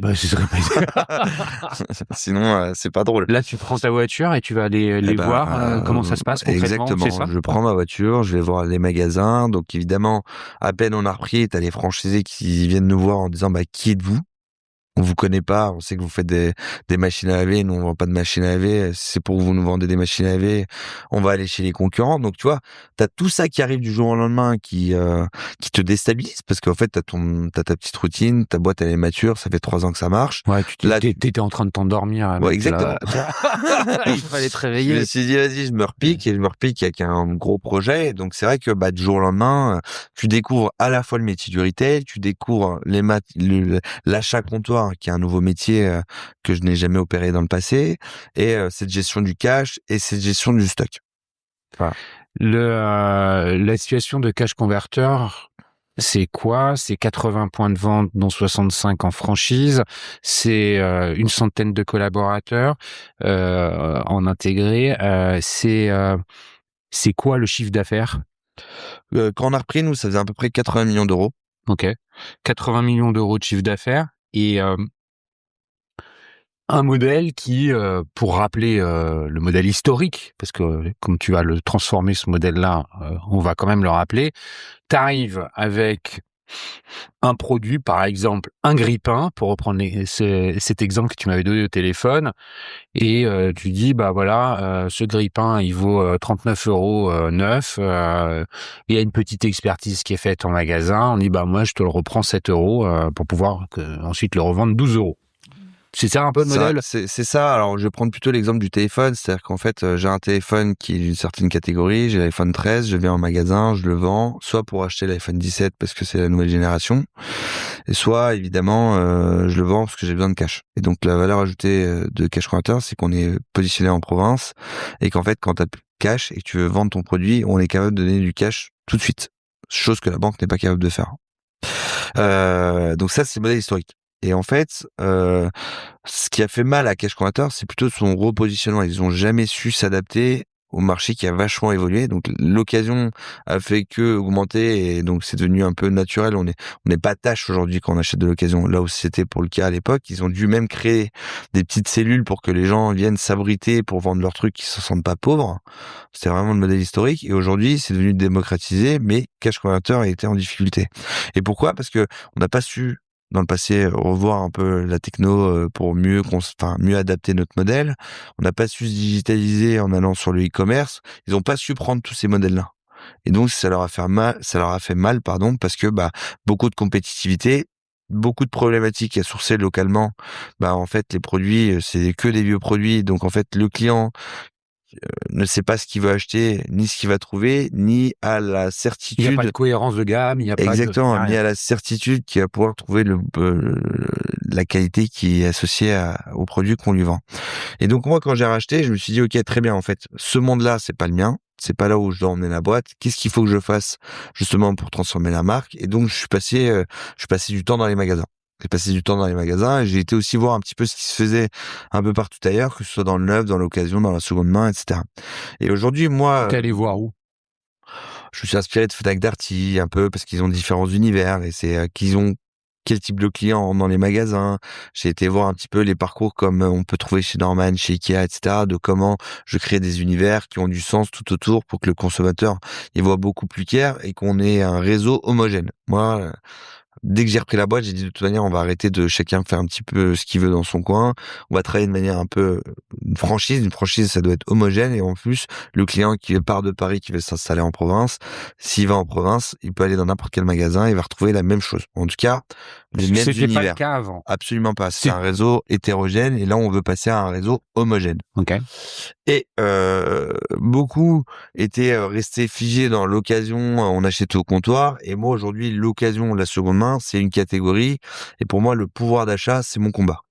Aujourd'hui, la réalité, c'est qu'on est sur un marché qui est en crise. Et en fait, pour répondre à ce marché-là, c'est comment j'arrive à faire cohabiter... Le marché est en crise. Quel marché? Tout, aujourd'hui, tout est cher. Tu vois. Et aujourd'hui, tous les salaires ne vont pas doubler, alors que toutes les boîtes dans le retail, aujourd'hui, ils disent qu'ils sont en difficulté. Donc on voit qu'aujourd'hui, la réalité, c'est que pour mieux consommer, il faut justement faire des économies. Et comment on va faire ces économies-là? C'est en proposant des bons produits à nos clients dans les magasins. Ok. Donc moi, si tu veux, l'occasion, c'est un produit, on va dire que c'est une référence. Moi, c'est comment j'intègre l'occasion. La seconde main, c'est juste des produits qui sont passés par des professionnels. Et la seconde chance, c'est quoi? C'est des produits déstockés. Et en fait, c'est comment je vais devenir un magasin de destination où tu veux acheter un grille-pain, comme tu le disais juste avant, je vais pouvoir le retrouver parce que je suis sûr d'en avoir chez Cash Converter. Mais par contre, tu vas trouver un grille-pain qui n'a pas d'objet connecté, tu vois, il va pas avoir d'IA, mais il va faire le job de grille-pain et qui va être vendu neuf. Et en fait, c'est comment je sors de l'occasion pour devenir une enseigne qui vend tout type de produits à des coûts hyper maîtrisés à tout type de clients. Tout type de produit, c'est-à-dire soit du neuf parce que c'est déstocké, soit du reconditionné. Exactement. C'est ça. Exactement. Et de l'occasion, parce qu'on a aussi des clients qui viennent nous vendre un téléphone. Le reconditionné, c'est pas de l'occasion? Ben non, parce que le reconditionné, si tu veux, c'est passer par les mains d'un professionnel où, typiquement, j'achète ton téléphone, la batterie est esquintée, je vais la changer, t'as un gage de professionnel, donc c'est le reconditionné. Donc l'occasion, c'est un iPhone qui a pas été reconditionné. Exactement. C'est un iPhone qui a été vendu par un particulier qu'on va juste remettre en rayon. Ok. Ça, c'est la proposition de valeur que tu souhaites déployer chez Cash Converter. Que j'ai déployé. Ouais, non, mais quand tu rachètes, que tu souhaites, c'est sûr. Parce que pourquoi je te dis ça? Parce que j'aimerais bien que tu m'expliques comment tu fais pour déployer justement ça. Est-ce que ça s'accompagne d'un réagencement de magasin, d'un rebranding de la marque? Est-ce que ça s'accompagne d'un sourcing différent? Les réponses sont probablement oui. Comment tu fais pour accompagner le changement auprès des franchisés? Et qu'est-ce que tu fais des 15 intégrés que tu as? Est-ce que tu les as gardés? Est-ce que tu les as passés en franchise? Voilà. Comment on opère le changement que tu viens de nous présenter? On l'a fait étape par étape, parce que tu sais, la conduite du changement, ça prend un peu de temps, et si on arrive trop brutal, les gens ils comprennent pas, et ça crée de la frustration plus qu'autre chose. Donc nous, au départ, on s'est dit, on va faire un constat, on passe du temps dans les magasins, on instaure de la discipline. Tu sais, les codes du commerce. C'est comment on dit bonjour. On passe d'une situation quand même, on était en crise.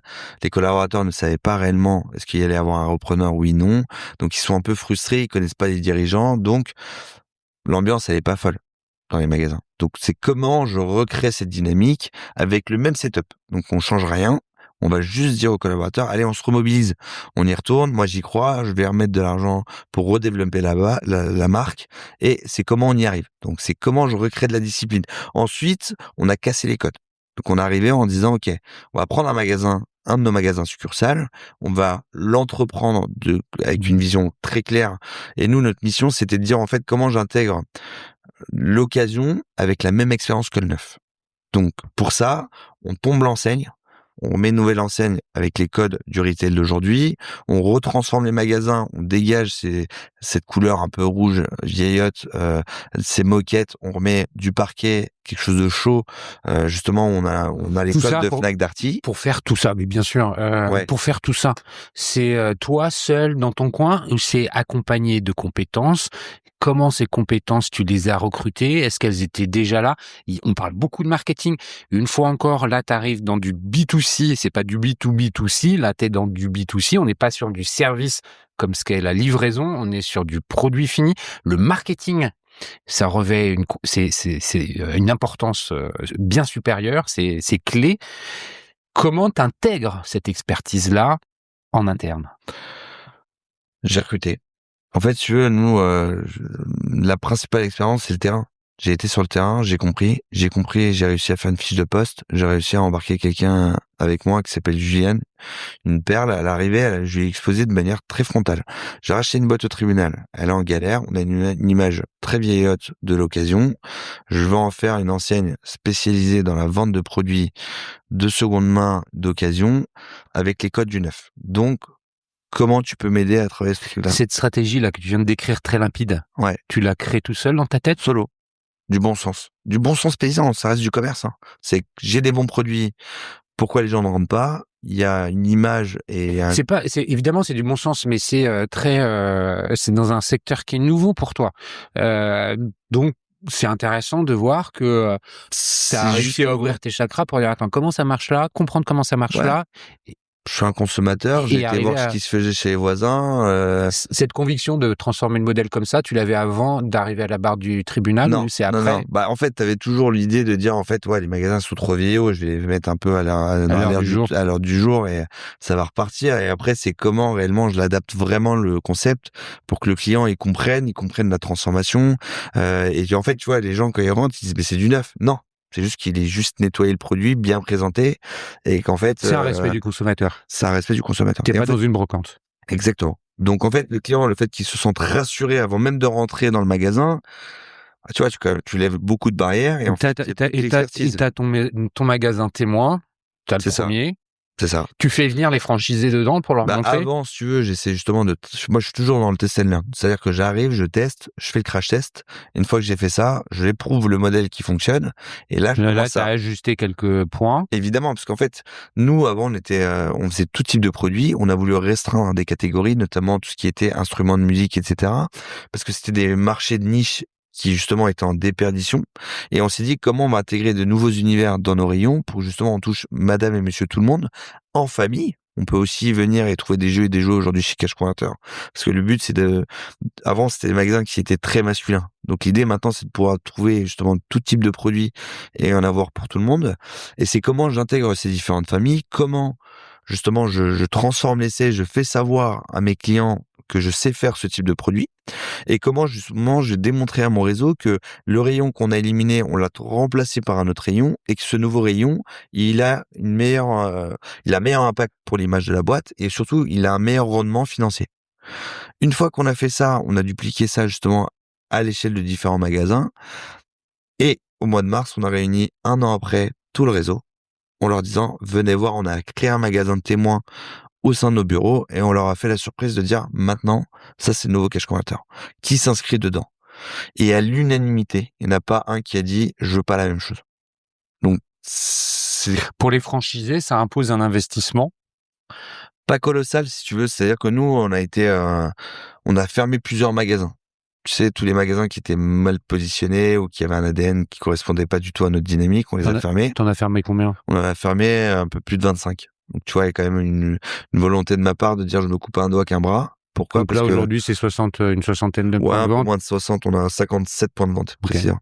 Et donc, en fait, tu veux, le fait d'en avoir fermé, c'est reculer pour mieux sauter. C'est comment, justement, l'énergie dans mes collaborateurs, je la loue là où il faut pour justement aller plus vite. Et en fait, c'est comment je recrée rayon par rayon, comment je processe cette supply et comment je vais pouvoir être en capacité de les accompagner.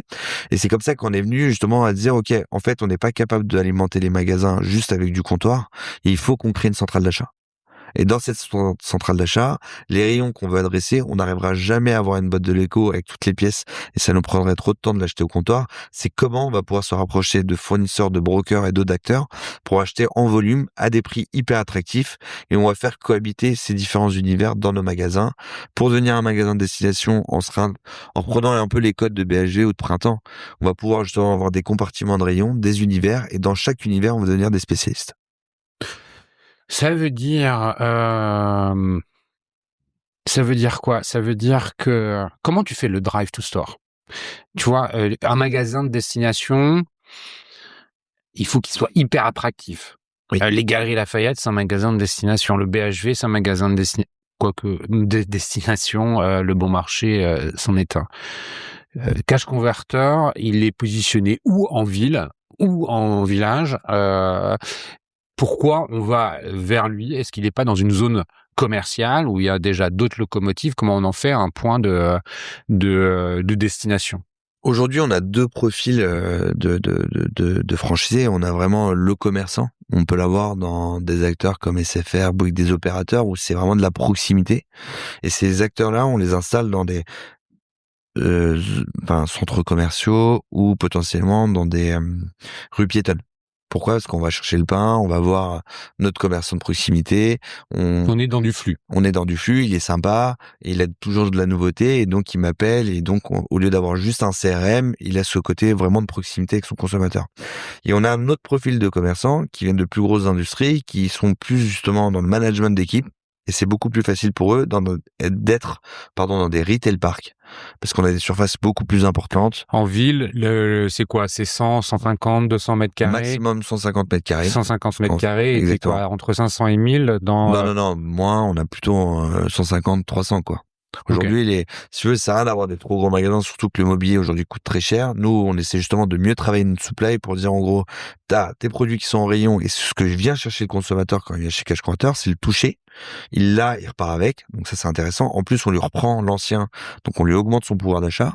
Et surtout, c'est comment nous, on doit avoir 100 téléphones dans nos rayons. Bah, c'est comment, dès qu'on arrive à 80, systématiquement, on a la centrale qui va venir pousser au niveau du magasin, le réassort pour que le lendemain, quand il réouvre, il ait systématiquement ses 100 téléphones. Ça veut dire que tu changes le système informatique, que tu as dû le moderniser? Comment? Ah, mais on est parti d'une page blanche.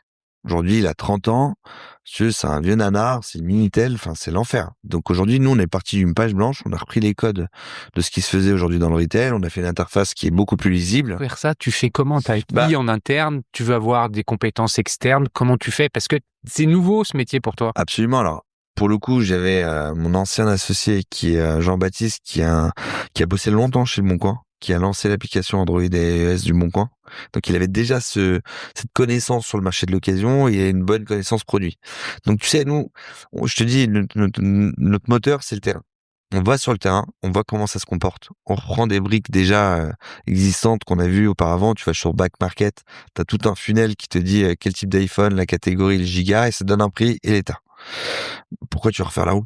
Tu copycat, tu fais le même programme, tu l'adaptes à ton métier et en fait, tu vas faire la même chose en déclinaison jusqu'à rajouter un truc supplémentaire parce que nous, on a une notion de concurrence locale.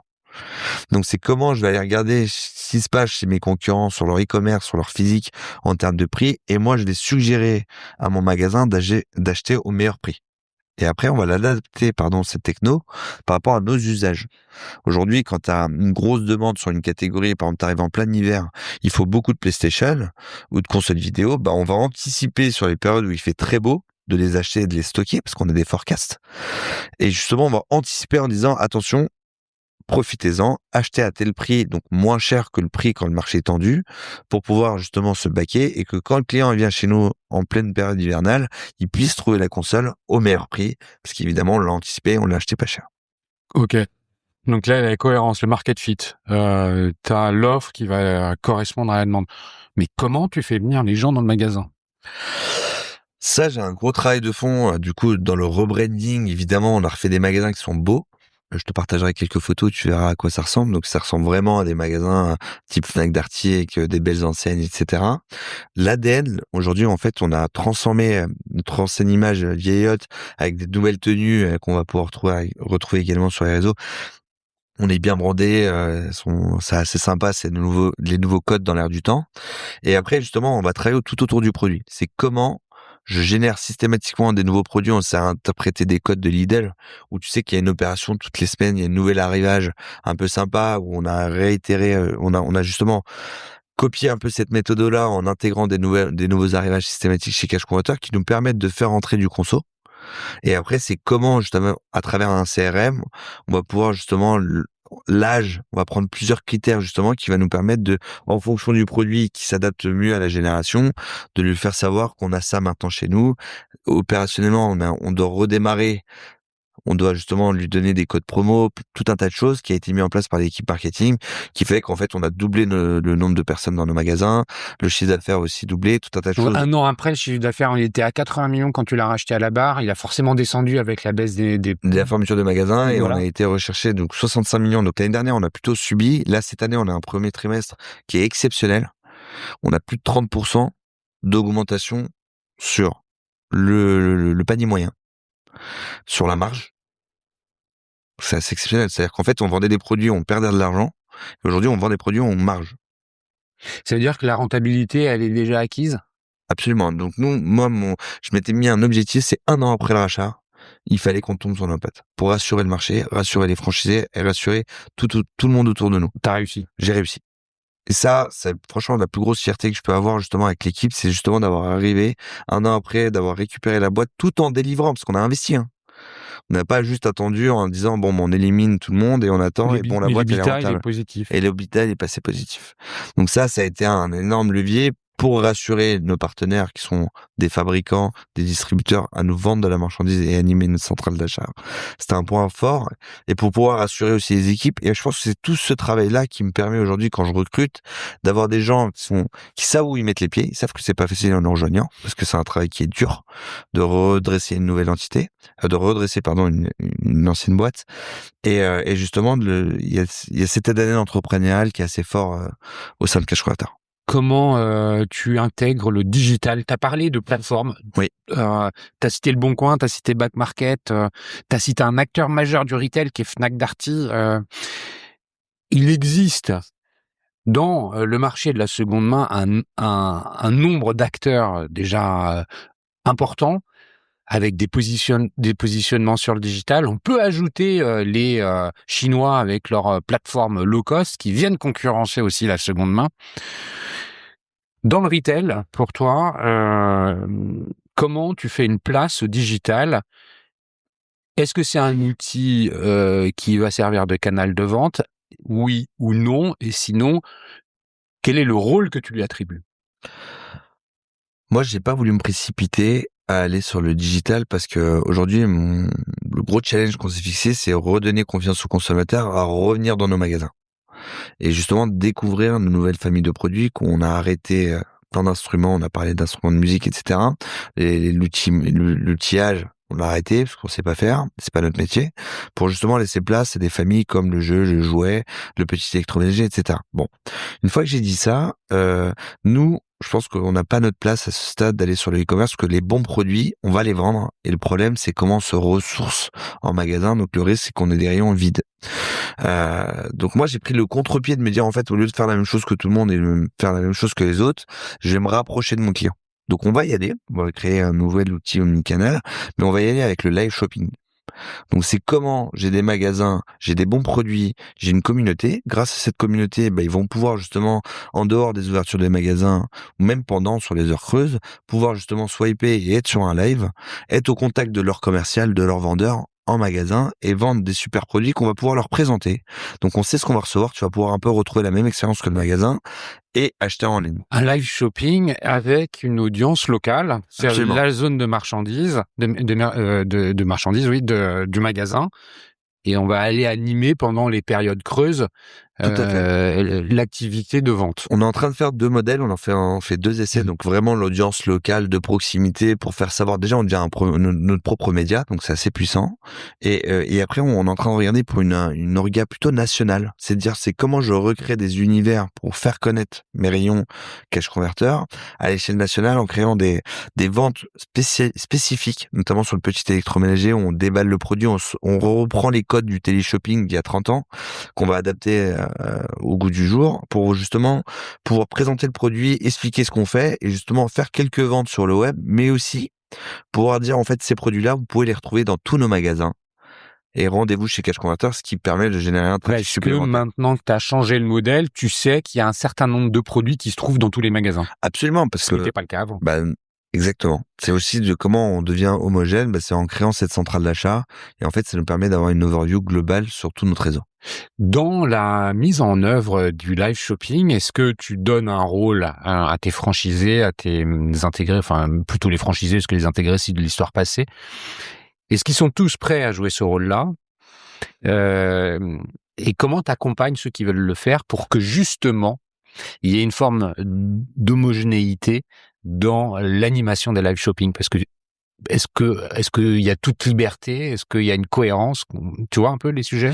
Évidemment, alors nous on va le charter, évidemment, parce que l'objectif, encore une fois, c'est d'être homogène. Donc en fait, il faut que l'expérience soit la même partout, même si c'est pas les mêmes vendeurs qui vont présenter en tout cas le live. Mais ce que je veux dire par là, c'est que nous, là, pour l'instant, on fait des tests sur nos magasins. Et on voit que les résultats sont très satisfaisants. Donc en fait, ce qu'on fait, que ce soit dans une intégration de nouvel univers ou dans le live, on teste, on voit ce qui marche pas. Une fois qu'on a craqué ça, on le processe et après on va le mettre en place dans les magasins, que ce soit franchisé ou succursale. Donc pour ceux qui savent le faire, parce qu'il y en a plein qui ont une super élocution, c'est des commerçants, en plus ils trouvent ça hyper fun, ça change de leur routine classique, donc ils sont très moteurs sur ce genre de projet. Pour ceux qui sont moins à l'aise, qui sont un peu timides, etc., on leur propose deux options. Soit on trouve des influenceurs, des gens qui sont à proximité de leur zone géographique, qui vont venir le faire sur des temps impartis. Soit justement, on va venir justement recruter pour eux quelqu'un qui s'y prête, dont c'est la mission, donc il va être vendeur de son rayon, mais aussi animateur sur les lives, et qu'on va former justement sur nos standards et les critères qu'on est en train de lancer. T'as un magasin pilote, tu l'as dit, t'as un premier, il est où, et est-ce qu'il a vocation à grossir? Est-ce que c'est important d'avoir un magasin pilote quand on est un franchiseur? Bah moi c'est plus qu'important parce que je reviens de loin sur un secteur qui n'est pas le mien, donc je me forme sur le terrain, donc je peux pas faire porter ce risque-là à mes franchisés et je me vois pas le faire. Donc c'est pour ça qu'aujourd'hui on a Hérouville-Saint-Clair qui est un magasin proche de Caen qui fait 500 mètres carrés, donc j'ai pris un énorme flagship justement pour bien tester tous mes rayons, avoir la place qu'il faut pour pouvoir transformer l'essai. C'est très satisfaisant parce que en fait tu pars d'une idée que tu peux tester en live qui donne des résultats et c'est encourageant pour le réseau. C'est pas juste des hypothèses, c'est factuel. Et donc C'est la preuve. c'est la preuve. Bah, en plus, je parlais des entrepreneurs, des franchisés. Donc si tu touches leur portefeuille, c'est pas que le collaborateur qui se dit je m'en fiche au bout de 6 mois, au pire ils vont revenir à une réalité. Et là, c'est factuel. Tu transformes des choses et c'est matériel. Donc nous, aujourd'hui, on va créer un nouveau showroom à Paris, en Île-de-France. D'accord. L'idée, c'est vraiment d'être à proximité des futurs entrepreneurs qui viennent nous rencontrer. C'est vrai que être à 2 heures de Paris et faire des tests, c'est pas évident. On l'a fait comme ça parce qu'on n'avait pas le choix et qu'on n'avait pas de magasin de proximité et qu'il s'y prêtait bien. Mais c'est vrai que maintenant qu'il a fait ses preuves et qu'il est très beau ce magasin, nous, on va tous les vendre. On va les vendre à des futurs franchisés pour qu'ils nous rejoignent, qu'ils aient un modèle déjà rentable. C'est plug and play et que grâce à ça, ils se forment pendant 6 mois sur leur magasin et au bout des 6 mois, ils ouvrent un deuxième et un troisième. Ce qui va nous permettre d'accélérer notre croissance. C'est une des stratégies qu'on a adoptées au sein du réseau. Et ensuite, on va en ouvrir un ici parce qu'on a plein de partenaires justement qui sont hyper intéressés parce qu'on est en train de proposer. Même des fabricants qui disent de la manière dont maintenant vous faites l'occasion ou la seconde main ou la seconde chance, ça nous intéresse de vous donner nos produits qui ont été déballés, des retours SAV, etc. Mais aussi, on est intéressé par votre live shopping. Voilà. Aujourd'hui, c'est des choses pour plein de marques qui sont peu connues sur le marché français ou européen, qui veulent justement pénétrer le marché. Ils sont ravis d'avoir du test en live, de savoir si leur produit transforme et quel type de clientèle il touche. Donc, on est en train de matérialiser ça. Donc, c'est pour ça qu'on change de bureau aussi. On va s'implanter dans le 8e où il va y avoir des studios qui ressembleront à des magasins physiques, mais juste destinés au live shopping. Et donc voilà quoi. Donc, en fait, la transformation s'opère bien. Les gens adhèrent fortement à l'ADN qu'on est en train de prendre et le virage qu'on est en train de prendre, que ce soit nos anciens franchisés, mais on a pu le tester aussi au salon de la franchise. On a eu un engouement énorme et pour beaucoup, ils sont venus me voir en me disant on n'aurait jamais imaginé que tu y arrives et ils ont vu par l'exemple que j'y arrivais. Donc en fait, le fait que j'ai réussi à passer cette crise et passer plusieurs étapes, j'ai un peu éprouvé tout le modèle en fait. Ils me font confiance, les gens me font confiance. Donc ça, c'est hyper rassurant. Et ouais, c'est hyper gratifiant. Le consommateur, lui, là-dedans, comment il se comporte, comment il réagit? Est-ce que tu as un NPS? Comment t'en prends soin? Aujourd'hui, on travaille plutôt genre, avec justement la carte fidélité, les pushs qu'on peut lui envoyer à chaque expérience. Donc c'est sûr que si t'achètes un DVD à 2 €, on va pas venir mesurer ton NPS, ils répondent jamais. Mais c'est vrai que quand t'achètes un produit avec une garantie, etc., il est plus facile d'accès, d'avoir de l'échange. Et surtout, systématiquement, on le mesure en magasin. Donc on a créé tout un tas de petits QR codes qu'on peut retrouver, donner votre avis, gagner un bon d'achat. On mesure un peu comme ça parce que il est difficile aujourd'hui d'avoir juste du feedback, si c'était être physiquement dans le magasin. Donc c'est sûr qu'à chaque nouveau lancement, on est physiquement là et toute l'équipe directionnelle. C'est-à-dire que moi, j'ai imposé à toute la direction générale de dire en gros, prenez pas des décisions comme ça sur un coin de table, allez dans le magasin, passez une semaine, faites le métier, testez votre modèle et si c'est OK, on va le mettre à l'échelle nationale. Et donc c'est vrai que le fait d'à chaque fois d'upgrade, c'est d'avoir, nous on a une communauté de clients qui revient systématiquement. Tous les mois, ils viennent nous découvrir, ils viennent voir si on n'a pas des nouvelles choses.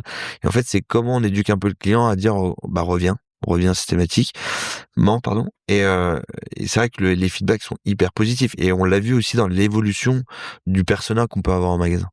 C'est-à-dire qu'on a aujourd'hui, on observe quoi? Bah aujourd'hui, on observe qu'on avait une clientèle très masculine qui venait juste acheter des jeux vidéo ou des consoles vidéo, à une clientèle familiale qui va pouvoir retrouver, qui va pouvoir acheter un téléphone, un jeu vidéo, un petit électroménager, ou repartir à un objet de luxe, type un sac à main de luxe, une montre de luxe, et aussi des jeux de société qu'on ne proposait pas auparavant. Donc, en fait, il y a tout un univers familial avec un parcours client qui est assez fluide où les clients ils passaient moins de 2 minutes auparavant et maintenant la moyenne c'est plutôt 10 minutes quoi.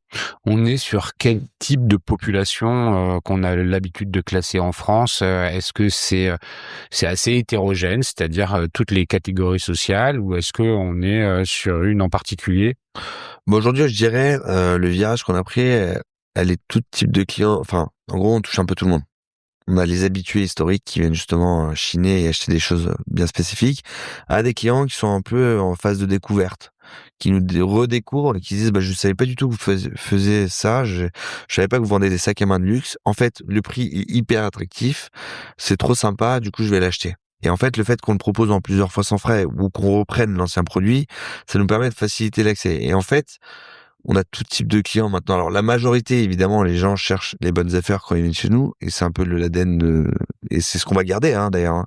Et aussi on a les opportunistes qui juste découvrent une bonne affaire et qui disent en fait, j'ai pas besoin de l'acheter d'occasion, j'aurais pu l'acheter neuf, mais en fait vu que je peux me faire plaisir et que je peux l'acheter malin, bah j'en profite, je repars avec en fait.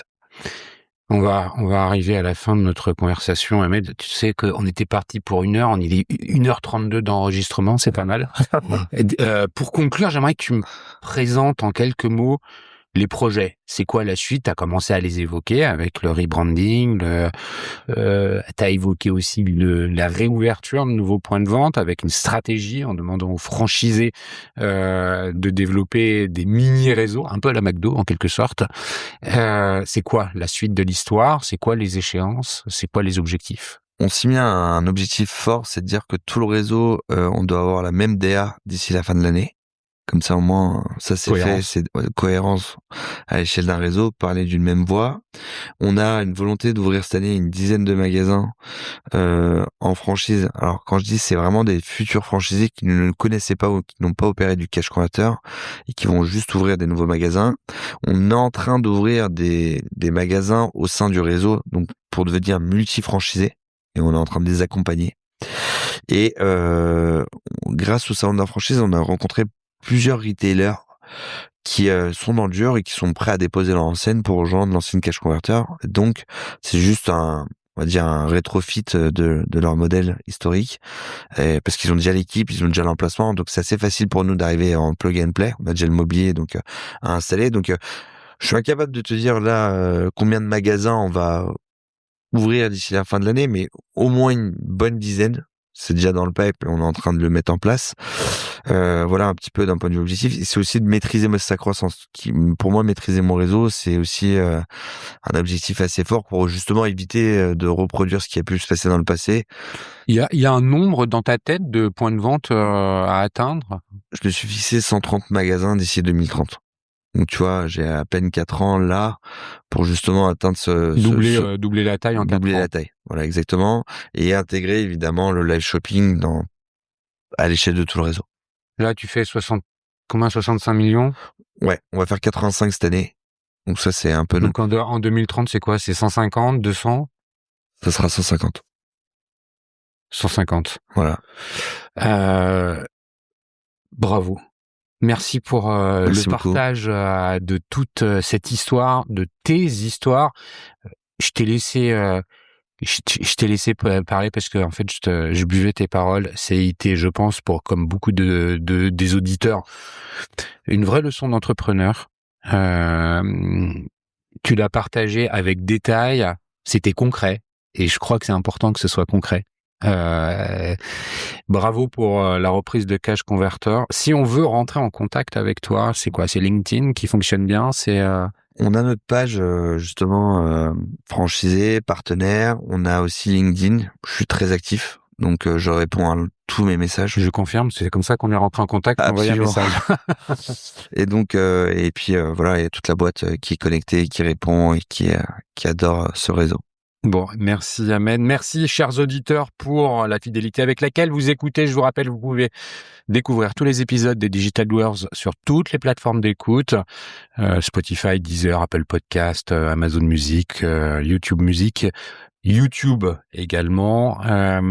Vous pouvez vous connecter sur la page lesdigitaldoers.com pour avoir l'ensemble de l'actualité et des épisodes. Je vous invite également à vous abonner à la newsletter sur LinkedIn que je diffuse tous les vendredis, qui est une revue de presse de l'actualité du secteur retail et e-commerce. Merci encore Ahmed, je te dis à très bientôt. Merci Cyril, à bientôt.